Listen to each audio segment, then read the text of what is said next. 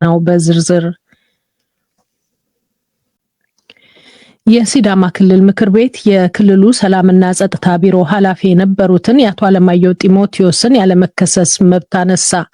ምክር ቤቱ ውሳኔውን ያሳለፈው ዛሬ በሐዋሳ ከተማ ባካሄደው 6ኛ ዙር 4ኛ የሥራ ዘመን 2ኛ አስቸኳይ ጉባኤ ነው።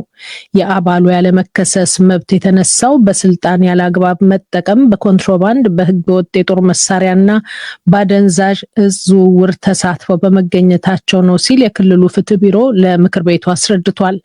ምክር ቤቱ በፍትህ ቢሮ ኃላፊው የቀረበለትን ዝርዝር ካዳመጠ በኋላ ያለመከሰስ መብታቸውን ለማንሳት የቀረበለትን አጀንዳ በሙሉ ድምፅ አጽድቋል። የጉባኤውን ውሳኔ ተከትሎ ለጋዜጠኞች መግለጫ የሰጡት የምክር ቤቱ ዋና አፈ ጉባኤ ወይዘሮ ፋንታዬ ተከታዩም ብለዋል። በሚመራቸው ተቋማትና በሌሎችም መረጃዎች መጥቶ እነዚህ መረጃዎች ትክክል ናቸው ተብሎ ሲጣራ አለማየሁ ጢሞቴዎስን የሚመለከታቸው ሁኔታዎች ስላሉ እንግዲህ ይህን ለማስጠየቅ የህግ ከለላ መነሳት አንደኛውና ቁልፍ ጉዳይ ስለሆነ ምክር ቤቱ ዛሬ የህግ ከለላውን አንስቶ በህግ ይጠየቅልን በሚል የውሳኔ ያቀረበበት ሂደት ነው ያለው። ያለመከሰስ መብታቸው የተነሳው አቶ አለማየሁ ጢሞቴዎስ ላለፉት 5 ዓመታት የክልሉን ሰላምና ጸጥታ ቢሮ በኃላፊነት አገልግለዋል። አቶ አለማየሁ ያለመከሰስ መብታቸው ከመነሳቱ አንድ ቀን አስቀድሞ ትናንት ረቡዕ በህግ ቁጥጥር ስር መዋላቸውን የሚያመለክት መረጃ በተለያዩ የማህበራዊ መገናኛ ዘዴዎች እየተሰራጨ ይገኛል። በክልሉ መንግስት በኩል ግን እስካሁን በይፋ የተገለጸ ነገር አለመኖሩን ሸዋንግዛው ወጋየሁ ከሐዋሳ በላከው ዜና ጠቅሷል። የአዲስ አበባ ሰበር ሰሚ ችሎት የጋዜጠኛ ተስፋለም ወልደየስ የዋስትና መብት እንዲጠበቅ ወሰነ። በዛሬው ዕለት ጉዳዩን የተመለከተው ችሎቱ የስር ፍርድ ቤቶች የጋዜጠኛውን የዋስትና መብት መጠበቃቸው መሰረታዊ የህግ ጥሰት ያልተፈጸመበትና ህግን የተከተለ ሆኖ እንዳገኘው ገልጿል። በዚህም ምክንያት የስር ፍርድ ቤቶች የሰጡትን ውሳኔ አጽንተናል ሲል ውሳኔው መስጠቱን የጋዜጠኛው ጠበቃ ቤተማርያም አለማየሁ ተናግረዋል። ዳኞች መዝገቡን ከተመለከቱና የሚጣራውን ካጣሩ በኋላ ጋዜጠኛው ከዚህ በላይ መቆየት ወይም በስር መቆየት የለበትም ማለታቸውንም ጠበቃው አክለው ገልጸዋል። ዛሬ መግለጫ ያወጣው የኢትዮጵያ መገናኛ ብዙሃን ባለሙያዎች ማህበር በበኩሉ ፖሊስ ይግባኝ የመጠየቅ መብቱ የተጠበቀ ቢሆንም የጋዜጠኛውን የዋስትና መብት መንፈጉ የጋዜጠኝነት ሙያን ጫና ውስጥ የመክተት ተግባር አድርጎ እንደሚመለከተው አስታውቋል። የመገናኛ ብዙሃን አዋጅ አንድ ጋዜጠኛ በሙያዊ ስራው የሰራው ጥፋት እንኳ ቢኖር ለተጨማሪ ምርመራ በእስር ላይ እንዲቆይ ሳይገደድ ከስር ውጭ ሆኖ ጉዳዩን መከታተል ይችላል ሲል ያስታወሰው ማህበሩ ፖሊስ በጋዜጠኛ ተስፋለም ላይ የፈጸመው ተግባር ይህንን አዋጅ የሚጥስና ጋዜጠኛው በህግ የተሰጠውን የእስር ከለላና የዋስትና መብት የሚነፍግ መሆኑ በእጅጉ አሳሳቢ ነው ብሏል። ጋዜጠኛው ከእስር እንዲለቀቅም ጠይቋል። 6 የፖለቲካ ድርጅቶችን ያሰባሰበው ኮከስ ለአገር አለመረጋጋት፣ ለእርስ በርስ ግጭትና ጦርነት፣ ለፖለቲካዊ ትርምስ፣ ለኢኮኖሚያዊ ድቀትና ማህበራዊ ቀውስ መባባስ ምክንያት ይሆናሉ በሚል የጠቀሳቸው አካሄዶች እንዲገቱ ጥሪ አቅርቧል። ምርጫ ቦርድ ገለልተኛ ሆኖ ቀጣዩ ምርጫ ለማስፈጸም አንዳችም አስቻይ ሁኔታ የለም ሲልም ኮከሱ ገልጧል። ገዢው ፓርቲ ከወዲሁ እያሳየ ያለው መንግስታዊ መዋቅሩን የመጥቀም ፍላጎትና ዝግጅት ወደ ከፍ አደጋና ትርምስ እንዳይገባ በእጅጉ የሚያሳስብና የሚያሰጋ ነው ሲል ኮከስ ትናንት ባወጣው መግለጫ አሳስቧል። የአዲስ አበባ ወኪላችን ሰለሞን ሙጬ ዝርዝር ዘገባ ልኮልናል።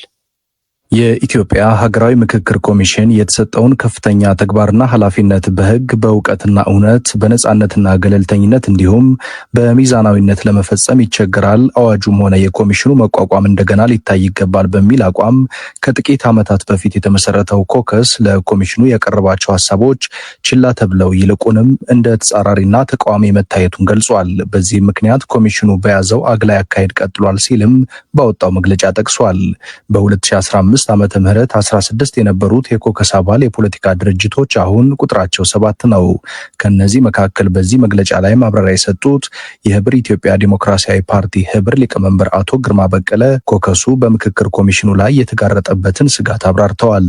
ከጅምሩ ያቀረብነው ጥያቄ አሁንም ቢልድ እያደረገና እየባሰበት የመጣ ስለሆነና በአገሪቱ ተጨባጭ ሁኔታ በሶስቱ ዋና ዋና ክልሎች በተለይ በኦሮሚያ፣ በአማራና በትግራይ ያለው ነባራዊ ሁኔታም ሆነ ተጨባጭ ሁኔታ ለዚህ አመቺ ሁኔታ በሌለበት አሁንም አጀንዳ እየሰበሰብን ነው።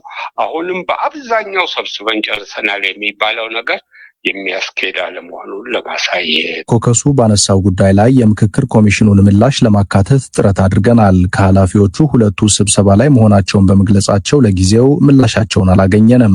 ኮከስ ሌላው በመግለጫው ያነሳው የምርጫ ቦርድ ወገንተኝነትና ለገዢው ፓርቲ ታዛዥነት ሲል የጠቀሰው ጉዳይ ነው።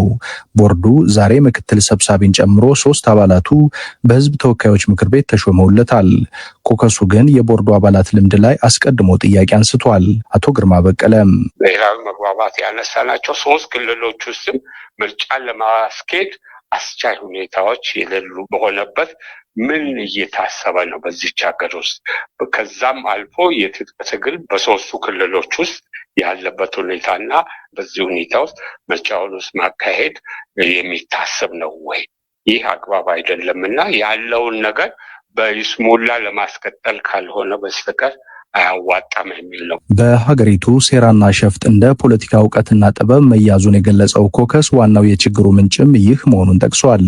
ባለፈው ሳምንት መግለጫ የሰጡት የብሔራዊ ምርጫ ቦርድ ሰብሳቢ መላትወርቅ ኃይሉ በዚህ ወቅት ኢትዮጵያ ውስጥ 70 የፖለቲካ ድርጅቶች መኖራቸውንና ከፖለቲካ ፓርቲዎች የጋራ ምክር ቤት ጋር በቅርበት እንደሚሰሩ ገልጸዋል። የጸጥታ ችግር መኖሩን አንክድም ያሉት ሰብሳቢዋ የዛሬ ዓመት ለሚደረገው 7ኛው ጠቅላላ ምርጫ አስቻይ ሁኔታ እንዲኖር እንፈልጋለን ብለዋል። ምርጫ ለማድረግ ከአንድ ወገን ብቻ የሚመጣን የጸጥታ ግምገማ ብቻ እንደማይቀበሉ ሆኖም ችግር አለ ብለን ስራችንን ትተን አንቀመጥም ሲሉም ተደምጠው ነበር።